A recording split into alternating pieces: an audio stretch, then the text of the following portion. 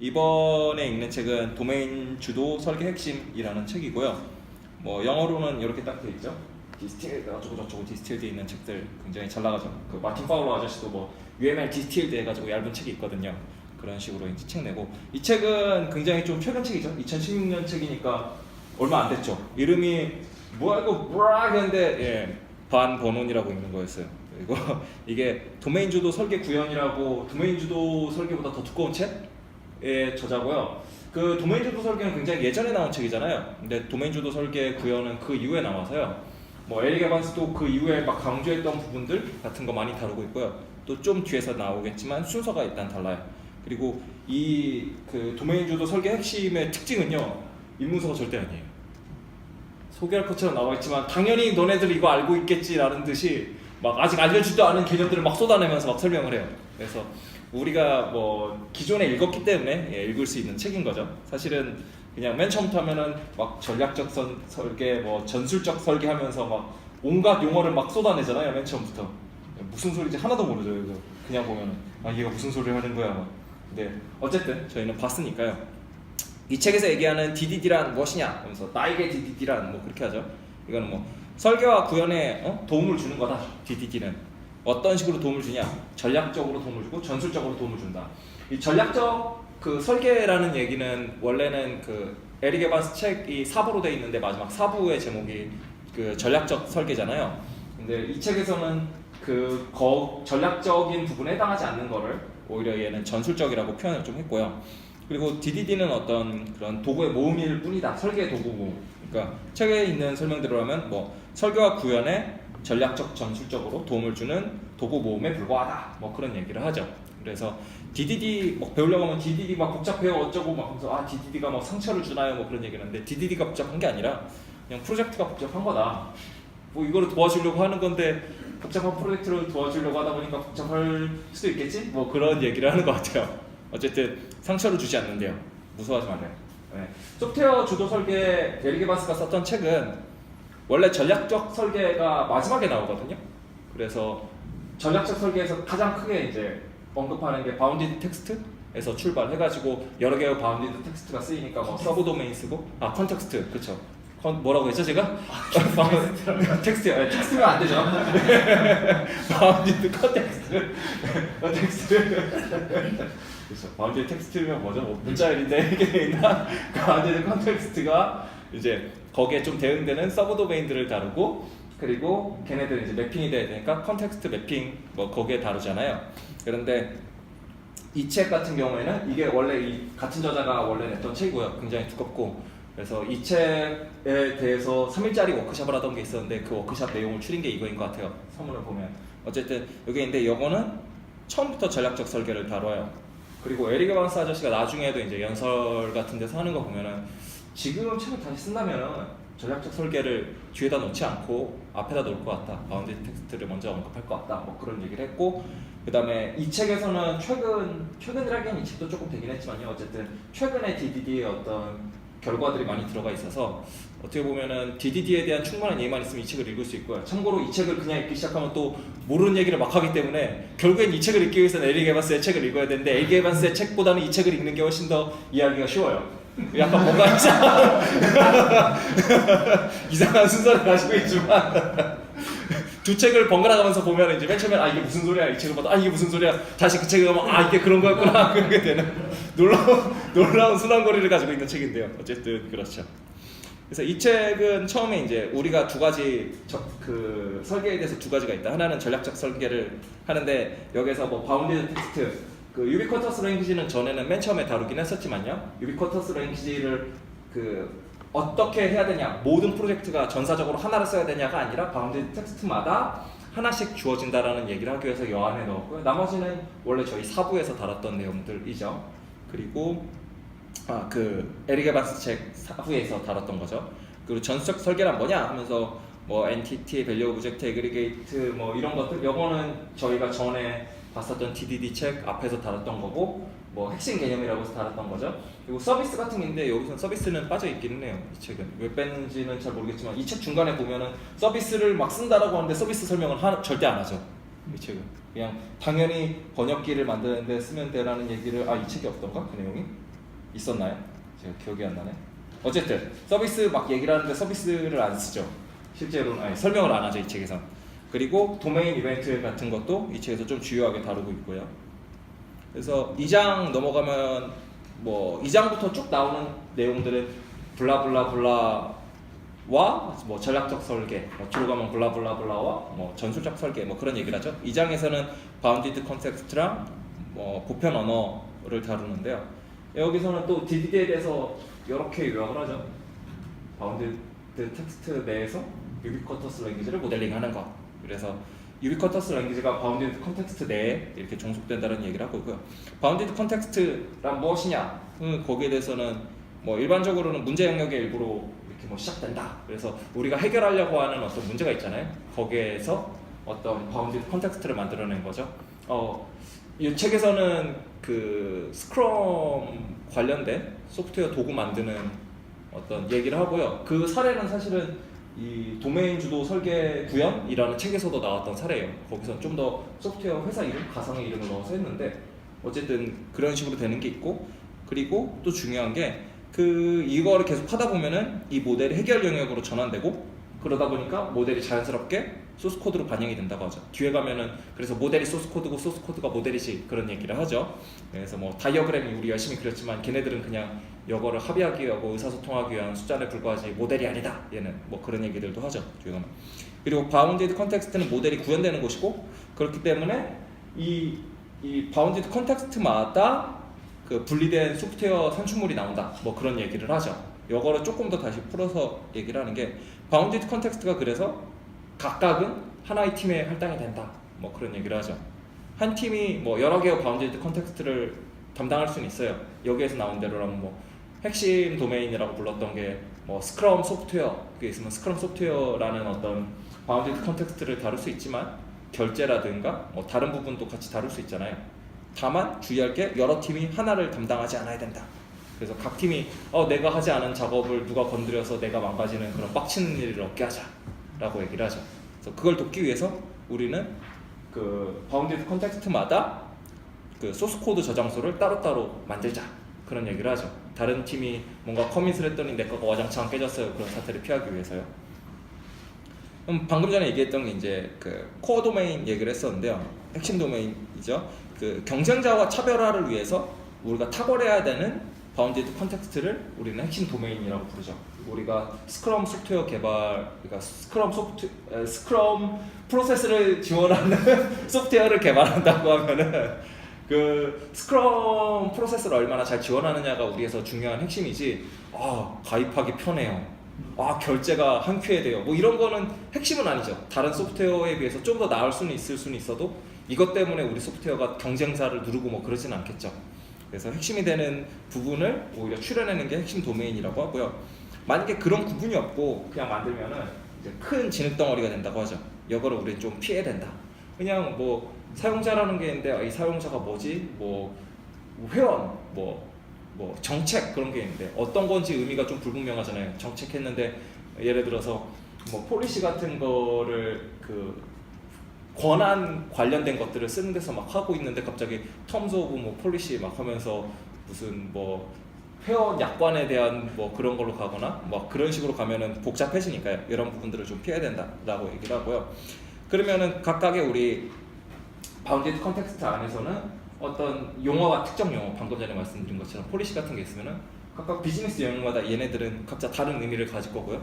요거는 마치 정책이란 용어를 같은 어떤 그 말로 돼 있지만 실제로는 의미가 충분히 다를 수 있는 거죠. 그리고 각각의 어떤 분야에서 각각 영역에서 효율적으로 일을 하기 위해서라도 일부러라도 뜻이 달라야겠죠. 내가 얘기하는 사용자랑 저기서 얘기하는 사용자랑, 또는 내가 어카운트라고 부르는 게 여기서는 그래 로그인하기 위한 어카운트인데 저쪽 갔더니 무슨 소리야, 여기에는 우리 밸런스가 있어가지고 잔고를 관리하는 계좌지, 그렇게 얘기할 경우에 어떤 어카운트가 맞느냐, 둘을 분리를 해주자는 거죠, 명확히. 그래서 우리가 이거를 바운디드 컨텍스트를 쓰는 이유는 각자가 충분히 다를 수 있다, 다르다라는 걸 우리가 인정하고 차이를 드러내게 하는 어떤 수단으로 쓰는 거죠. 어카운트가 있을 때 어카운트 문맥에 따라서 우리가 알아서 추정할 수 있지 않을까? 내지는 소프트웨어니까 안 되겠다, 그러면 뱅크 어카운트 뭐 그런 식으로 하나씩 붙이거나 그런 걸 필요 없이 그냥 한꺼번에 끝낼 수 있는 거죠.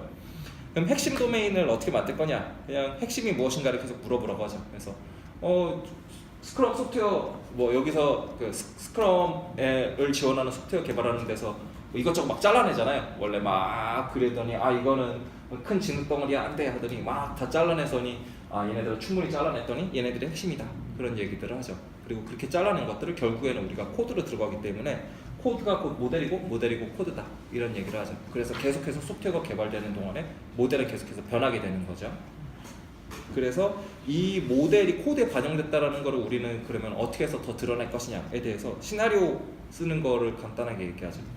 뒤에는 이거는 이 책 맨 뒤에서 나오는데 번역서가 있는데도 불구하고 번역서는 우리나라에요. 이 제목으로 들어와 있어요.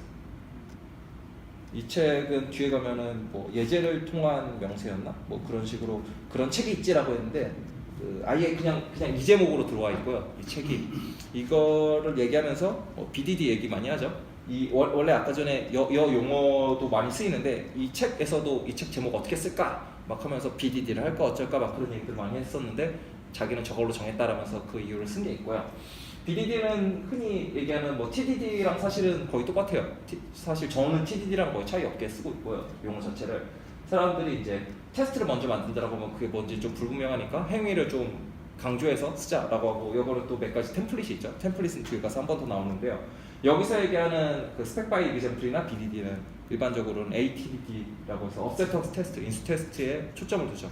그래서 인수 테스트 얘기를 계속하죠. 참고로 그 뭐 있더라? 에자일 어쩌고 해서 뭐 인수 테스트 자동화 ATDD 책도 있어요 우리나라에. 그래서 여기 관련된 책은 아까 있었던 스펙 바이 이그젬플이랑 무슨 에자일 어쩌고 ATDD 책 두 권이 딱 거의 유일한 것 같아요. 옛날에 봐서 지금 또 번역된 게 있을지 모르겠는데요. 유행이 지나서 없을 것 같긴 해요. 그리고 BDD에서 많이 강조하는 어떤 포맷이 기본 when then이죠. 요거는 이제 쿠컴버라고 그냥 이렇게 시나리오로 쓰면은 거기에 해당하는 거 이렇게 패턴 매칭해가지고 실행할 수 있게 만들어주는 도구가 있는데 그거 만들면서 유행을 좀 시킨 거고요. 뭐 많이 보셔서 아실 거예요. 이거는 TDD 관련된 내용들을 보셔도 맨날 볼 수 있고요. 심지어는 여기 우리말로 옮기기 참 힘들어서 이거를 우리말로 옮기려고 한번 시도한 프로젝트도 있었거든요. 근데 결국엔 안 써요. 이 책도 번역하려다가 주어지고 뭐 어쩌고 안 되네 막 그래가지고 그냥 원문 그대로 같이 실었죠. 심지어는 요거는 기본 웬덴을 주어진 뭐뭐 때 그러면 뭐 이렇게 해서 이게 무슨 소리야 막 싶을 정도로 오히려 더 이해하기 힘들게 됐는데 어쨌든 이 포맷을 쓰면 좋다라고 하고요. 아까 전에 말씀드린 것처럼 이것들이 실제로 작동할 수 있도록 실행되는 명세로 만들자. 그래서 뭐 쿠컴버 같은 애들을 쓸 수도 있고 아니면은 이 책에서는 그냥 기존에 있는 뭐 그 테스트 그 프레임워크들 쓸 수 있으니까 그거 쓰자라고 해서 여기에는 이제 C샵 아마 C샵으로 하는 거겠죠? 아닌가? 뭐 하여튼 C샵을 뒤에서 쓰니까 C샵이겠죠. 제가 C샵을 안 써서 C샵 아시는 분? 이 테스트 C샵인가요? 74페이지에 있는 거. 당연히 C샵이겠거니 뭐 그랬었는데. 네, C샵으로 가는. 네. 어쨌든 이렇게 해서 짠 해서 할 수도 있다. 뭐 그런 얘기를 하죠. 네, C샵. 시험 맞아. 네, 맞나요? 예. C샵을 잘 몰라서. 또 썼던 것 같은데 유니티 할 때 까먹어서 잘 모르겠네요. 어쨌든 그 다음에 아키텍처 얘기를 좀 하죠. 그래서 아키텍처 얘기하면서 무슨 뭐 포토 어댑터 아키텍처 막 하면서 여러 가지 얘기들 쭉 해요. 근데 저희가 봤던 거는 잘 없어요. 이 아키텍처 여러 개 설명하는 거는 이 아저씨가 쓴 책이 그 IDDD 그러니까 도메인 주도 설계 구현이랑 그 다음에 무슨 또 책을 하나 더 쓴 게 있거든요. 이 뭐지? 원래 지은이가 없어요. 참 이거 놀랍게도 지은이라고 하는 거 약자를 써놔가지고 실제로 지은이의 책을 실제 지은이는 따로 봐야 돼. 어디였지? 여기 보면 Reactive Messaging Patterns with Actor Model 이라는 책을 또 쓴 게 있거든요. 이런 거 이제 두 가지를 좀 이용해서 그 설명을 하고 있기는 한데요. 어쨌든 이 책에서 조금 더 주안점을 둬서 그리고 특히 요새 많이 약을 팔고 있던 게 이것도 약간 유행이 지나긴 했지만 어쨌든 마이크로 서비스에 좀 더 포인트를 두고 있죠. 다만 약간 이제 주의해야 되는 게 일반적으로는 마이크로 서비스랑 그 다음에 바운디드 컨텍스트 중에 누가 더 작냐면은 서비스가 더 작다. 일반적으로는 뭐 그런 얘기를 그냥 살짝 하죠. 그래서 하나의 바운디드 컨텍스트 안에 여러 마이크로 서비스가 들어갈 수 있다. 그 정도 얘기를 하죠. 그 다음에 3장에서는 이제 서브 도메인을 얘기를 하는데요. 뭐 큰 도메인을 작게 나누자. 예, 뭐 많이 하는 거고요. 세 가지로 나누죠. 맨 처음에는 코어 도메인, 그다음에 원래는 에릭 에반스 아저씨 책에서는 제네릭 서브 도메인 이렇게 두 개로 많이 나눴었잖아요. 그래서 제네릭 같은 경우에는 할 수 있으면은 우리 그 좀 서드 파티 라이브러리나 뭔가 그런 것들을 좀 써주자. 일반적인 거를 가능하면. 그리고 그 외의 거는 뭐예요? 라고 하면 특별하게 이름을 안 붙였었는데 이제 이 아저씨는 이름을 붙였죠. 아, 이거는 이제 지원하는 어떤 서브 도메인이다 해서 그 외의 부분들 우리가 직접 만들어야 되는 거, 제네릭하지 않은 부분들은 다 이렇게 해서 해야 된다. 그래서 이게 없으면은 코어만으로는 소프트웨어가 완성되지 않는다. 뭐 그런 얘기를 살짝 하죠. 어쨌든 이걸 나눈 이유는 우리가 선택과 집중을 하기 위해서 핵심 도메인에다가 많이 지원을 해야지 괜히 뭐 제네릭 같은 거 이거 일반적으로 많이 쓰이는 건데 내가 이거 만들겠다고 예를 들어서 뭐 정말 이거랑은 별로 상관없을 수 있겠지만 뭐 우리가 따로 뭐 회원 관리를 막 하는 게 있어요. 근데 회원 로그인이랑 그런 거에 대한 영역들을 요새라면은 그 뭐죠? 싱글 사이트 그쵸? 예, SSO 그쵸? 예, SSO 같은 걸 만약에 써준다. 그러면은 간단하게 끝날 수 있는데 그거를 우리의 개발자가 20명인데 15명을 투입해가지고 최고의 로그인 시스템을 만들겠다. 뭐 그러면 되게 바보 같잖아요. 그러니까 그런 부분들을 그냥 얘기를 하는 거죠. 레거시 같은 경우에 어떻게 해야 되냐? 레거시는 여러 서브 도메인에 걸쳐 있는 경우가 많고, 그래서 그냥 우리끼리 그냥 나눠서 보자. 이게 원래 크지만, 그래서 얘네 그림 보면 막 커다랗게 해놨지만 마치 아래에서 실제로 나눈 것처럼 이렇게 나눠서 살짝 그리죠. 그래서 우리 예전 DD 책 같은 경우에는 막 이렇게 커다랗게 있으면 그 안에다 선을 막 그었었는데 그것보다는 조금 더 어떻게 보면은 이해하기 쉽게 하려고 뭐 얘기를 했고요. 그래서 덩어리로 이해하는 것보다 이게 훨씬 더 고통이 적지 않겠느냐 하면서 좀 넘어가죠. 원래 에릭 에반스 아저씨 책에서는 어쨌든 얘를 하나씩 줄여가지고 결국에는 없애는 게 목표지만 여기서는 뭐 계속 현실적으로는 어떻다 뭐 그런 얘기들을 계속 꺼내면서 가죠. 그 다음에는 이제 4장에서는 이런 그 바운디드 컨텍스트가 여러 개가 있는데 어떻게 서로 간의 관계를 만들 것이냐. 그래서 컨텍스트 매핑에 대해서 얘기하는데 그러면 컨텍스트 매핑이라는 건 둘이서 같이 뭔가를 해야 될 때 필요한 거죠. 그래서 협업 컨텍스트고 얘네들이 어떤 관계가 있을까? 그래서 이거 에릭 에반스 아저씨 책에 있던 것에서 없던 파트너십 하나 얘기하고 나머지는 다 있는 거 얘기를 하죠. 파트너십은 뭐 서로 끈끈하게 이렇게 빡센 관계를 가지고서 얘가 이기면 나도 이기고 얘가 실패하면 나도 실패한다라고 하는데 뭔 얘기를 하는 건지 잘 모르겠어요. 기술적인 얘기는 안 했어요. 그냥 그렇다라고만 얘기를 하고 말죠. 그래서 뭐 공유를 하겠다는 건지 뭔지 모르겠는데 어쨌든 제일 빡센 관계다라고만 하고 넘어가고요. 그 다음에 이제 뭐 맨날 얘기하던 거 전에 그냥 이제 서로 통신하려고 하는데 너무 빡세니까 그럼 만들어 놓은 거 일부씩 써볼까? 우리 이런 개념이 겹치는 것 같아 라고 하면은 A팀, B팀이 있으면 A팀에서 만든 코드를 B팀에서 쓰고 사실 코드를 같이 쓴다는 거 모델을 같이 쓰는 거죠. 그러니까 일정한 모델들을 공유를 하는 거. 이게 쉐어드 커널이고 그 다음에 이게 그 일반적으로 많이 채택하는 모양이죠. 커스터머 서플라이어에서 그 나는 쓰려는 어떤 고객이고 저쪽에서는 계속 공급을 해주는 거고 그래서 고객은 나한테 이게 필요한데 나한테 좀 주면 좋겠는데 라고 하면 공급자가 알았어 내가 판단해서 내가 주고 싶을 때 원하는 때에 줄게 라고 하는 거죠. 그러다 보니까 안 주면 이제 큰일인 거잖아요. 어떡하지 얘가 안 줘 계속 안 줘 그러면은 이거는 준수자 이거는 공급자가 주면 네 알겠습니다 우선 우리만의 모델 안 만들게요 그냥 주시는 대로 쓰겠습니다 라고 하는 거죠. 일반적으로 그냥 우리 뭐 API로 만든다 트위터나 페이스북 뭐 클라이언트를 만든다 그러면은 우리만의 모델을 만들 수도 있겠지만 귀찮다 모르겠다 그냥 트위터에서 이렇게 주니까 난 그냥 해야지 그렇게 하는 경우 되게 많잖아요. 뭐 특별하게 자기만의 거 안 만들 이게 이제 그 일반적인 API 사용할 때 그 준수자 모델을 많이 쓰고요. 그리고 또 하나는 이거는 이제 반부패 계층 뭐 전에 DD 책에서는 오류 방지 계층이라고 돼 있었나? 하여튼 그건데 이 책에 따르면은 그냥 킹왕짱이죠.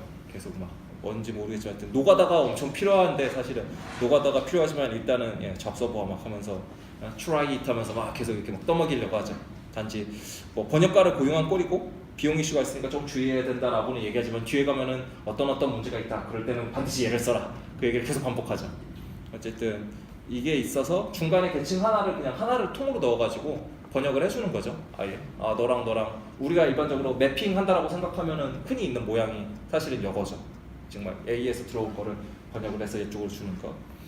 그다음에 이거는 뭐 그냥 어떻게 할 거야 그러면 내가 그냥 여러분들이 다들 쓸 수 있게 범용으로 이렇게 해서 뭔가를 만들어 줄게요 라는 거죠. 아까 전에 있던 어떤 고객 공급자 모델 중에 하나처럼 보이는데, 모델 공급자 같은 경우에는 고객이 이제 계속해서 요청을 먼저 해줘야 되잖아요. 근데 얘는 그 일반적으로 요청할 거라고 예상되는 거를 먼저 제공하는 형태에 가깝죠. 그리고 이거랑 같이 많이 쓰이는 게 퍼블리시드가 뭐라고 돼 있었죠? 퍼블리시드가 공표된이었나?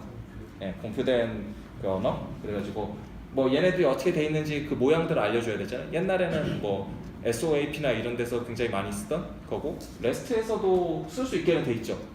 다만 거의 안 쓰죠. 쓰는 거를 본 적이 없는 것 같아요. 그 레스트 프레임워크들은 이거 자동으로 만들어 주는데 대부분은 그냥 막 해놓고 뭐 그 문서화 도구들을 써가지고 대충 이거 보고 알아서 하세요 이렇게 많이 하죠. 근데 원래는 자동으로 그런 것들 매핑해서 가려면은 이거를 잡아주는 게 좋고요. 그다음에 도저히 얘랑 나랑 너무 안 맞는데 얘랑 같이 일 못 해먹겠다. 근데 판단해봤더니 같이 일하는 게 정말 별로다. 그러면은 그냥 통합하지 말자 우리 그냥 하지 말자. 안 될 것 같아. 그냥 이렇게 가는 거죠. 그리고 또 하나는 여기서는 뭐 안티 패턴으로 언급한 건데요. 큰 진흙 덩어리는 반드시 피해야 되고, 근데 피해야 되는데 왜 써냐? 그냥 한마디 하기 위해서죠. 다른 부분이 이걸로 돼 있을 수 있잖아요. 레거시나 특히 이런 부분들 쓸 때는 반드시 그 사이에다 반부패 계층을 넣어서 중간에 딱 넣어주면은 부패가 오염 전염되는 걸 막을 수 있겠죠. 내가 오염되는 거를 그걸 반드시 막아야 된다. 그런 얘기를 하죠. 그 다음에는 여태까지 관계를 그냥 쭉 얘기를 했는데, 이거 뭐 에릭 에반스 아저씨 책에서도 있던 거고 다 봤던 건데 어떻게 할 건데 정말 그 방법을 여러 가지 이제 세 가지 얘기하죠. RPC 리모트 프로시저 콜을 쓰거나 아니면 그냥 RESTful API를 쓰거나 아니면 비동 메시지를 쓰거나, 특히 2번과 3번을 강조를 하죠. RPC는 좀 되게 막 까는 것처럼 얘기해요. 특히 뭐 연결 안 될 때 어떻게 하냐 하면은 1번이 사실 똑같거든요. 같은 문제를 가지고 있는데 1번은 연락 간 다음에 2번에 대해서는 하지만 지금 웹과 뭐 이런 거에 성공을 부인하는 사람은 없을 것이다 하면서 되게 태연하게, 그래서 아니 같은 문제가 있는데 왜 얘는 까고 얘는 안 그래? 약간 그런 느낌인데 어쨌든 1번은 제가 안 써도 좋지만 SOAP 좀 옛날 과거의 망령 같은 거고, 레스트는 지금 이제 최고의 자리에 있으니까 약간 차별 대우를 하는데 그런 차이가 있고요. 뭐 2, 3번에서 도메인 이벤트를 좀 중요하게 다루죠. 이건 저희가 에릭 에반스 아저씨 책 봤을 때는 중요하게 안 다뤘었잖아요. 이것은 굉장히 중요하게 다루고, 메시징 같은 경우에 특히 비동기 메시징이 뭐 마이크로 서비스 같은 거 할 때도 RESTful API 뭐 그런 얘기 많이 하는데, 원래 전통적으로는 메시지 큐 중앙에다 놓고 많이 쓰잖아요. 그리고 요새 다시 그 부분 다시 이제 각광 많이 받고 있는데, 이 책에서도 마찬가지로 그 부분을 좀 강조를 하고 있죠. 그 다음은 전숙적 설계로 들어오죠. 뭐 맨 처음은 그냥 에그리게이트과 전숙적 설계 해놓고서는 그냥 밑도 끝도 없이 한 개 이상의 엔티티가 있으면 에그리게이트다 뭐 그런 얘기를 하죠. 그리고 그 엔티티, 다른 엔티티나 또는 다른 밸류 오브젝트를 포함하고 있는 엔티티를 우리는 에그리게이트 루트라고 하고, 그리고 그 엔티티의 이름이 곧 에그리게이트의 이름이다. 예를 들어서 카라는 어떤 그 엔티티가 있고 걔가 뭐 타이어랑 엔진 뭐 그런 엔티티를 포함하고 있으면은 걔네들을 한꺼번에 쫙 묶어서 얘는 카라는 에그리게이트다. 그래서 에그리게이트 루트의 이름을 바로 쓰는 거죠. 그러고서는 이제 엔티티가 뭐냐 뭐 그런 얘기를 잠깐 다루죠. 엔티티랑 밸류 오브젝트 차이 어떻게 되죠? 엔티티. 네. 그렇죠. 식별자가 있죠. 독립적이고 그래서 유일하고 식별자를 통해서 연속적이죠. 내용이 막 계속 바뀔 수 있고요. 밸류 오브젝트는 어떻게 되죠? 네. 그렇죠. 그렇죠. 네. 그래서 얘는 일단은 불변하게 많이 쓰죠. 뭐 에릭 에반스 아저씨 책에서는 꼭 불변이어야 되는 건 아니지만 불변인 게 좋아라고 얘기를 했다면 이 책에서 그냥 아닌데 불변인데 그냥 그렇게 하죠. 요새는 밸류 오브젝트라고 할 때 그 뭐 변할 수 있는 거는 아예 뭐 밸류 오브젝트라고 얘기도 안 하잖아요. 약간 그때는 에릭 에반스 아저씨가 되게 뭔가 너무 세게 얘기하지 말까? 약간 그런 게 있었던 것 같고요. 요새는 뭐 펑셔널 프로그래밍도 있대. 이 책에서는 또 엔티티에 대해서 다룰 때도 뭐 펑셔널 프로그래밍에서 좀 달아야 된다 뭐 그런 얘기도 살짝 하죠. 그래서 여기서는 에그리게이트에 대한 몇 가지 규칙을 얘기하죠. 첫 번째로는 경계 내에서는 에그리게이트로 이제 쫙 쳐놓은 경계 내에서는 불변사항이 보호돼야 된다. 이 불변사항은 어떤 건지 아시나요? 어떤 의미인지. 실행 전과도 같아야 되는 거 어떻게 써? 아 실행 전과도 같아야 되는 거.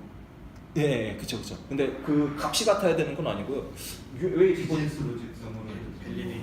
예, 그쵸. 이게 원래 불변식이라고 많이 옮기는데, 그러니까 그 식 자체가 무조건 참여해야 되는 그건데, 뭐 불변상이라는 거 마치 뭔가 안 바뀌어야 되는 것 같이. 정가군이랑 합계는 같아야 된다. 예, 그쵸. 예, 뭐 그런 건데 이렇게 돼 있긴 하더라고요.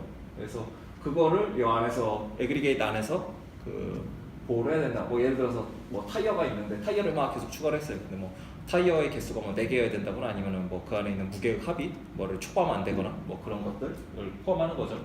두 번째로는 에그리게이트는 최대한 작게 해야 된다. 가능하면 뭐 하나에서 출발하자. 설계하는 방법 얘기하면서 그런 얘기하죠. 일단 하나로 해놨는데 아 이거 즉각적으로 같이 그 업데이트 돼야 되나요? 막 비즈니스 담당자를 쪼아서 즉각해야 되는데요라고 얘기해도 아 정말로요 해가지고 아닌 경우 많으니까 즉각인 경우에만 이제 뭐하라 뭐 그런 얘기를 하죠. 세 번째로는 아이디를 통해서만 참조를 해야 된다라고 보여. 요거는 제가 맨 처음에 그 DDD로 프로젝트 했을 때는 3번을 못 지켰었어요. 왜냐면 대부분은 ORM 쓰면은 그냥 걸어놓으면 쉽게 객체 레퍼런스가 되니까요. 근데 되게 이상한데 우리 입장에서 뭐, 아 저거 그냥 레퍼런스 걸면 바로 되는데 근데 얘는 그렇게 하지 말라는 거죠. 일부러라도 아이디 드러내게 해서 직접 하지 말고 필요하면은 레퍼지토리에서 꼭 얻어서 써라 라고 하죠. 그래서 좀 ORM에 익숙한 사람들은 아니 왜지? 막 싶은 부분들을 그렇게 하라고 얘기를 하는 거죠. 그래서 그럼 트랜잭션이 여러 번 되잖아 라고 하면 이 책은 맞아 내가 원하는 게 바로 그거지 2번과 함께 해서 트랜잭션이 여러 번 짧게 돼야 돼. 트랜잭션 한 방에 너무 크게 하면 실패할 확률이 높지 막 그런 얘기를 하죠. 기존에 저희 한 방에 많이 해야 되지 않나 막 그러는데 두려워하지 마라 막 그렇게 얘기를 하죠. 그 얘기를 하면서 결과적 일관성 하면서 얘네들을 하나 뭐 이렇게 세이브가 되면 커밋이 되면은 이벤트 하나 만들어서 그 다음에한테 토스해주고 그 다음에한테 토스해주고 아 이거 불안한데 어떡하지 두려워 말라 막 그러죠. 그래서 그 다음에는 함정에 대해서 얘기하는데요. 요거는 그 도메인 설계 도메인 주도 설계 구현 책 맨 처음부터 까기 시작하면서 나오는 거예요. 이 책에서는 좀 뒤에 가서 언급을 하게 되는데요.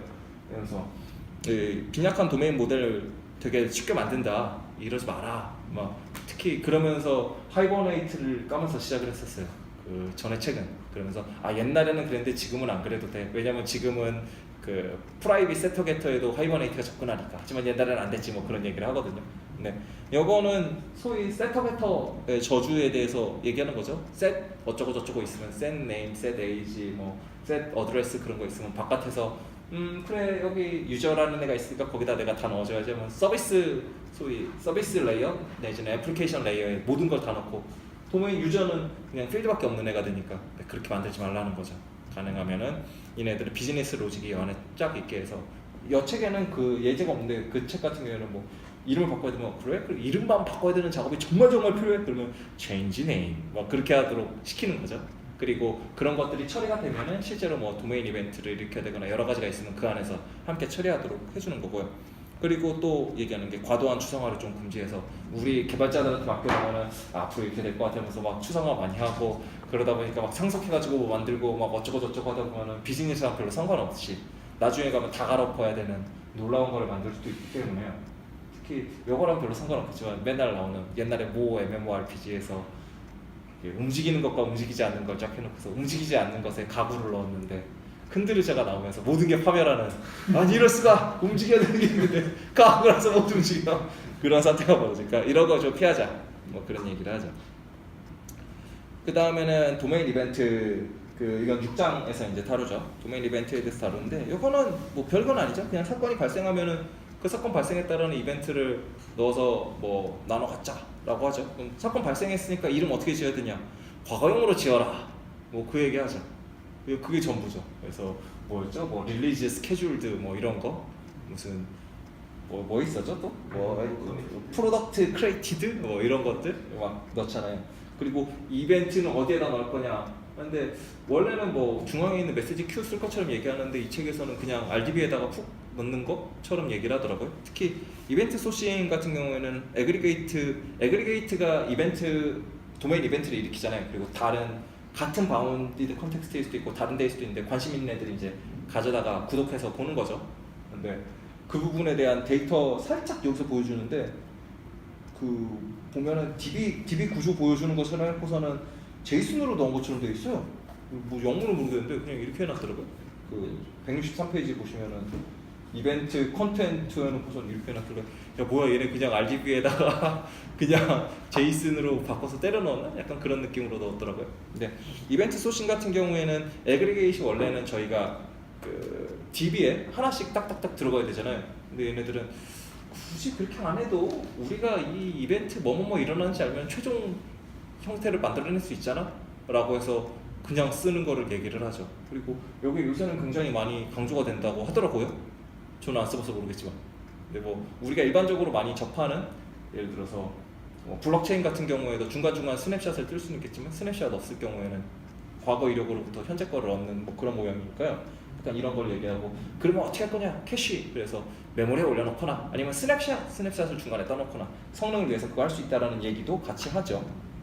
그 다음에는 네, 그 우리가 어떤 방법을 써서 이걸 잘할 수 있느냐에 대한 얘기를 하죠. 이거는 DDD랑 직접적인 연관이 있는 건 아니고, 그러니까 연관이 없진 않죠. 있는데 어떻게 하면 잘할 것인가 방법을 알려주는 거죠. 에릭 에반스 아저씨 책에서는 그냥 맨 앞에 사례가 나오긴 하는데 아 얘네들은 이렇게 하는구나. 그럼 나는 어떻게 하지에 대한 게 잘 없잖아요.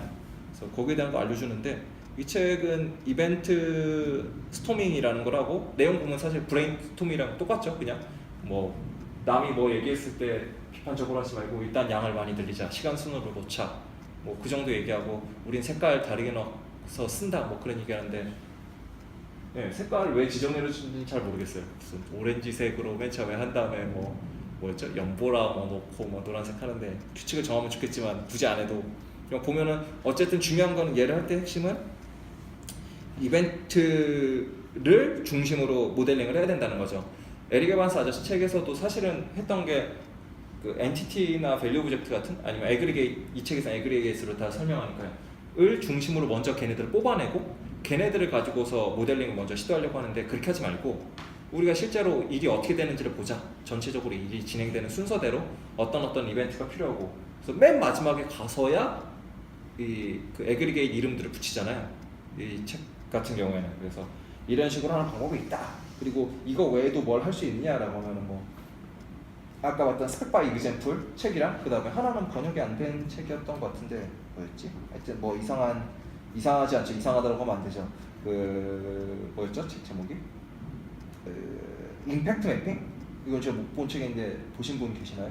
어쨌든 이 책이랑 그 다음에 사용자 스토리 매핑 이것도 그 못 본 책인데 어쨌든 사용자 스토리 같은 경우에도 아무래도 시나리오들을 계속 다루고 하니까요. 여기서도 어떤 전체적인 시나리오랑 그런 것들을 검증하는 거에서 좀 얘기를 하고요.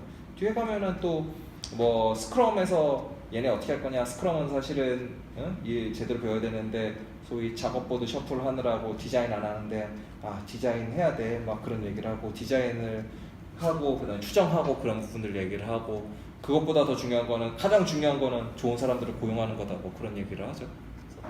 되게 잘 모르겠어요. 맨 마지막에 있는 얘기는 그래 약간 그런 느낌이 있었어요. 저는 그랬고요. 이 부분 재밌게 읽으신 분 계실지 모르겠지만 저는 그래 약간 그런 느낌이 있었어요. 어쨌든 예 그래서 저는 이 정도로 여기서 좀 마치도록 하죠. 네.